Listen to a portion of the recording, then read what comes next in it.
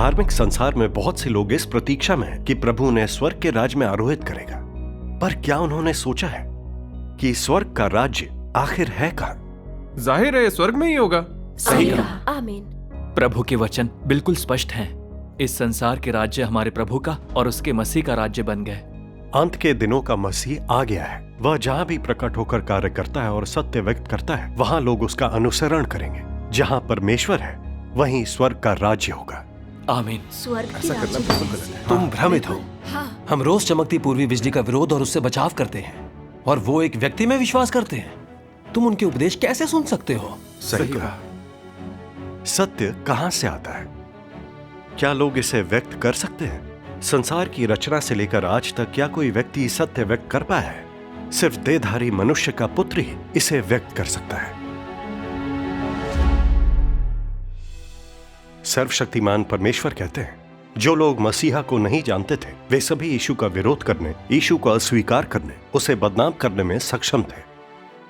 जो लोग यीशु को नहीं समझते वे सब उसे अस्वीकार करने एवं उसे बुरा भला कहने में सक्षम हैं। इसके अलावा वे यीशु के लौटने को शैतान द्वारा गुमराह किए जाने की तरह देखने में सक्षम हैं। और अधिकांश लोग देह में लौटे यीशु की निंदा करेंगे। क्या इस सबसे तुम लोगों को डर नहीं लगता? बहुत हुआ।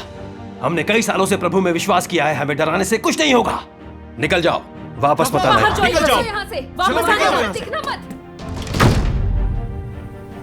प्रकाशित वाक्य की पुस्तक की भविष्यवाणी है, जिसके कान हो वो सुन ले कि आत्मा कलीसियाओं से क्या कहता है। अगर तुम प्रभु का स्वागत करना चाहते हो तो तुम्हें सुनना होगा कि पवित्र आत्मा कलीसियाओं से क्या कहता है। सर्वशक्तिमान परमेश्वर कहते हैं, मनुष्य के लिए अंत के दिनों में राज्य का प्रवेश द्वार मसीह है। कोई भी उससे बचकर भीतर नहीं जा सकता। बस मसीह के माध्यम से ही व्यक्ति परमेश्वर द्वारा पूर्ण बनाया जा सकता है।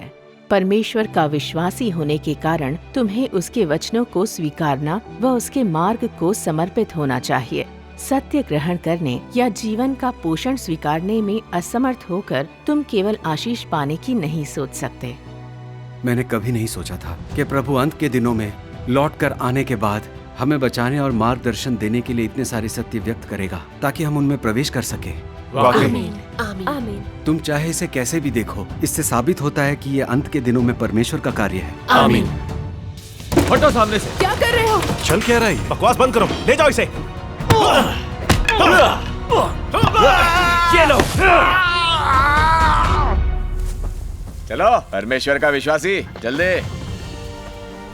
भाई ली सच्चे मन से प्रभु में विश्वास करता है। उसकी मानवता भी काफी अच्छी है।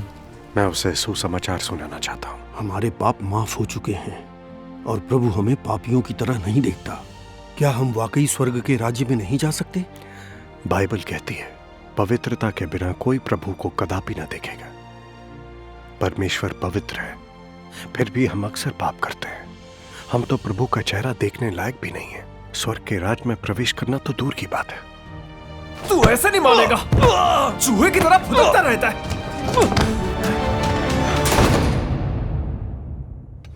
सुनिए लीडर, मुझे बाथरूम जाना है। जल्दी करना। हाँ ठीक है।